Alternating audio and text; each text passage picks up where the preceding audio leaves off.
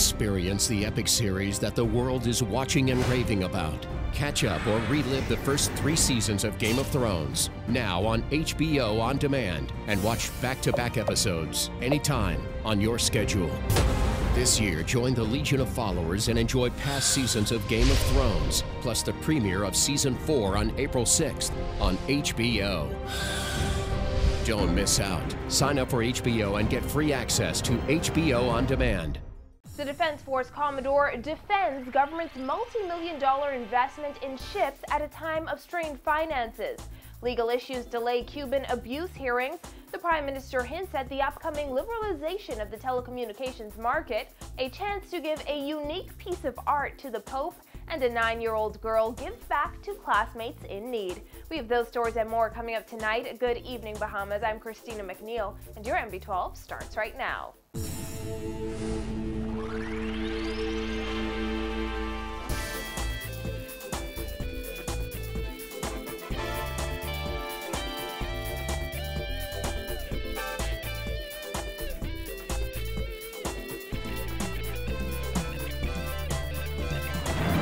Joining us. In the wake of criticism surrounding government's decision to borrow $232 million to order 9 new vessels for the Royal Bahamas Defense Force, the Commodore is defending the move. Defense Force Commodore Roderick Bowe says government saw the need to invest and beef up the force's resources at a time when the country's natural resources and livelihood of hundreds of fishermen are at stake.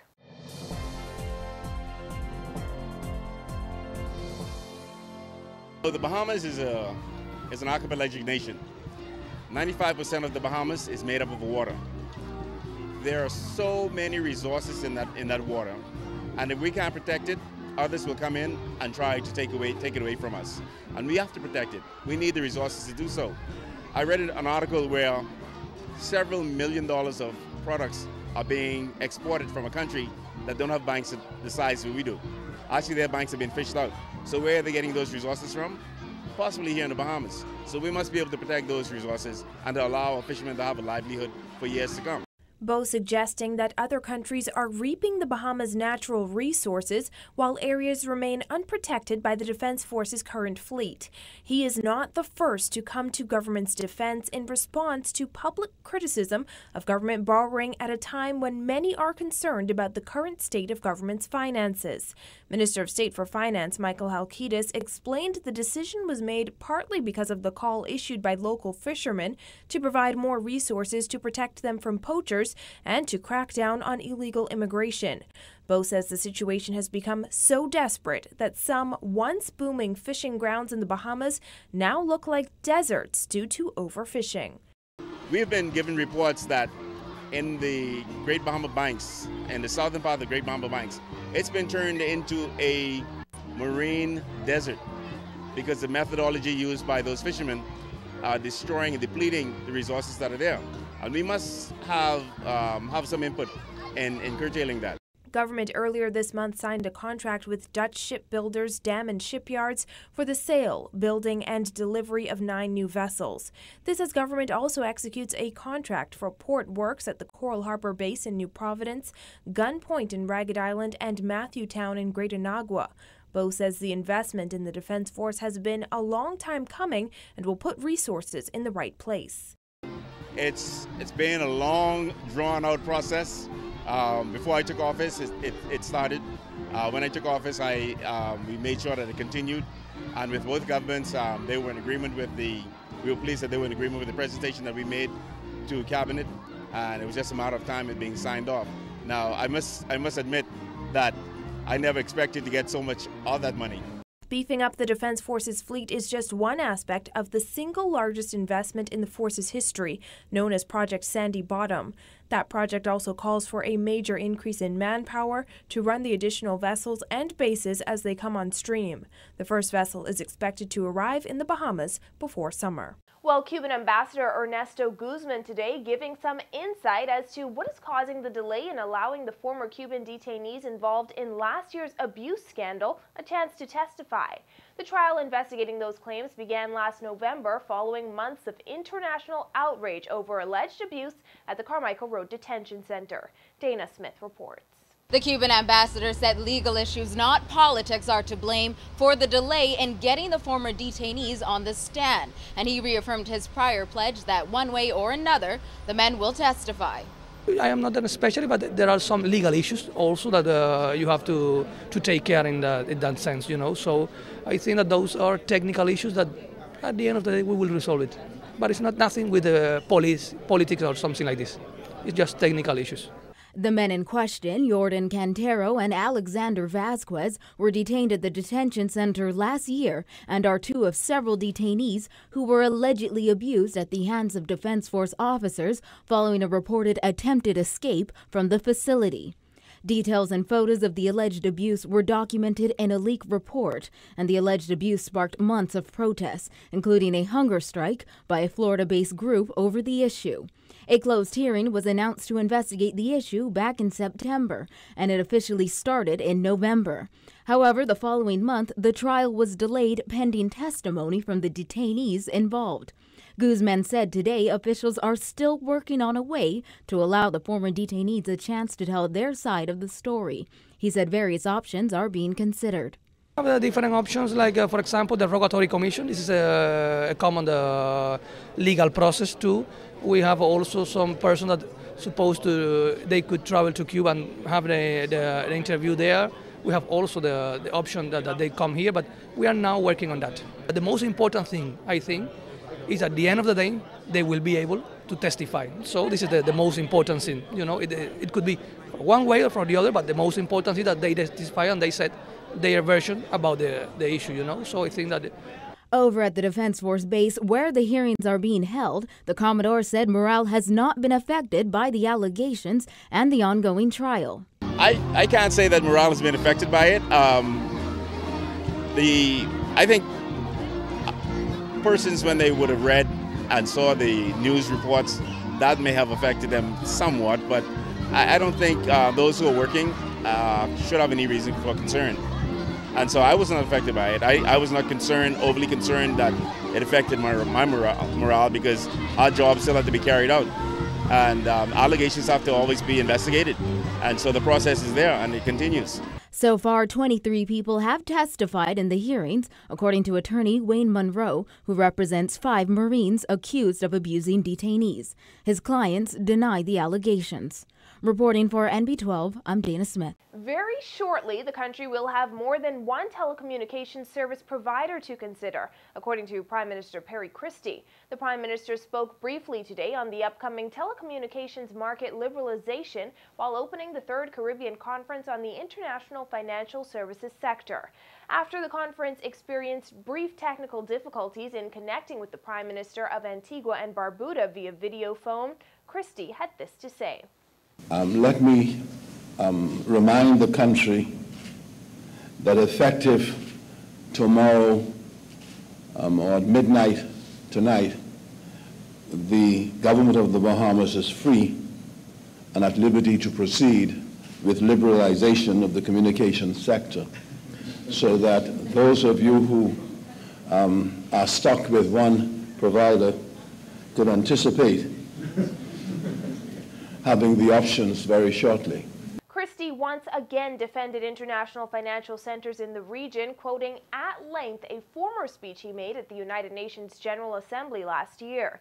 He said, although some have argued there is something wrong about the accumulation of wealth in offshore jurisdictions, he rejects that. We reject that premise, and we criticize in the strongest possible terms the efforts of some to maim and cripple, if not destroy, the offshore economies within our region. Ironically, the anti-money laundering, anti-terrorism funding, and anti-criminal regulatory regimes of many of our countries are far more robust and demonstrably far more effective than the corresponding regulatory regimes in many of the same countries that are leading the fight against us. Christie focused on what can be done to propel the financial services industry. He says the Bahamas government and other regional jurisdictions must work to address any lack of local skilled talent. Countries in in this hemisphere, and I'm talking about both the Caribbean and Latin American countries, must address this phenomenon known as the skills gap, because these gaps directly constrain what we can do generally and how we compete for mobile capital. Ladies and gentlemen, the government of the Bahamas is not prepared to sit idly by with respect to addressing any real or perceived skills gap in the Bahamas. The Prime Minister says the Financial Services Ministry, in concert with various public and private sector institutions, has been mandated to devise policy that ensure deep and wide skills exist in the country's financial sector labor. He added that one initiative already in play is the formation of a Center of Excellence for Financial Services Training and Research. Well, Prime Minister Perry Christie has outlived his relevance to the country, according to Free National Movement Deputy Chairman Dr. Dwayne Sands. That, Sands says, has a lot to do with his leadership and governance styles. With the greatest of respect to the Right Honourable Prime Minister Christie,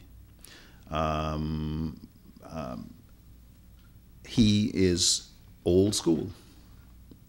And there's nothing intrinsically wrong with being old school.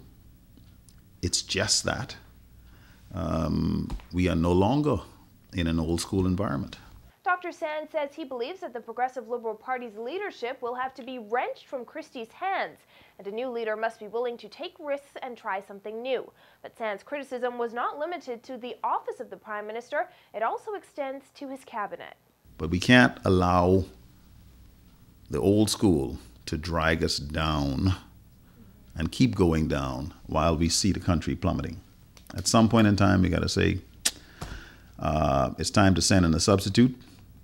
You know, you pitched 6 innings and you did a good job, but I'm taking you out of the game. I don't think that this particular government and this particular cabinet is responsive enough to the realities of Bahamian life on the ground.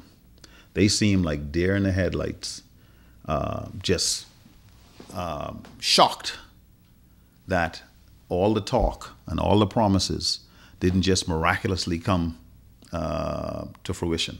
Sands says members of the PLP may have believed that they could talk jobs into creation and talk crime away, but it doesn't take away from what he called the drifting of the country under the current leadership. That's why Sands says the F&M is looking to improve from the inside out and move forward from there.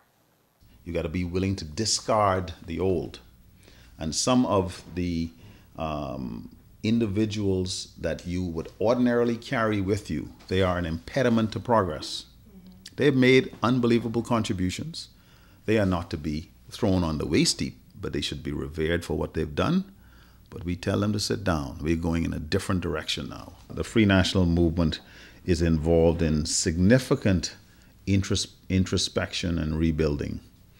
And so when you look at the internal workings of the Free National Movement, and I can tell you that I'm very much a part of it, we are rebuilding the party from the ground up. Sands has indicated he has considered running for leadership in the F&M. He adds that a good leader will be someone who is willing to plan for succession and forge new ways to get the job done.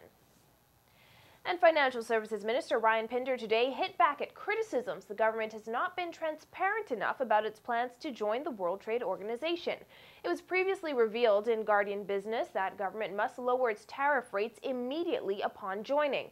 Coalition for Responsible Taxation co-chair Gowan Bowe has said he was surprised that tariffs would all have to be lowered on the day of ascension rather than phased in. That he would impose that the government hasn't been fully transparent, and that is a shock to him after exceeding from 2001 that tariff rates would be reduced. I know government after government has made that clear. And we have been completely open with the public and completely involved in consultations. Pinder also gave an update on the planned analysis on the country's WTO ascension. Pinder says that study will be done by experts in conjunction with the College of the Bahamas to look at areas of weakness and opportunity that need to be addressed prior to ascension. We are undertaking that through the IDB process, the trade support loan that's in place now with the government of the Bahamas, and we've put out for solicitation for companies internationally who can perform that. We have received, I think, 6 responses, which we have forwarded to the College of the Bahamas for their review. The College of the Bahamas, I think, said they will be back to us in April with respect to their review of those consultants, and then we look to put them together with the college to be the University of the Bahamas to undertake that study in the very short term. Coming up, a local artist takes his talent all the way to the Vatican. One night, just had this idea of just the Pope, do a portrait of the Pope. And I was like, wow, that's... But first, a 22-year-old man murdered on Grand Bahama. Find out more when Rbdf returns.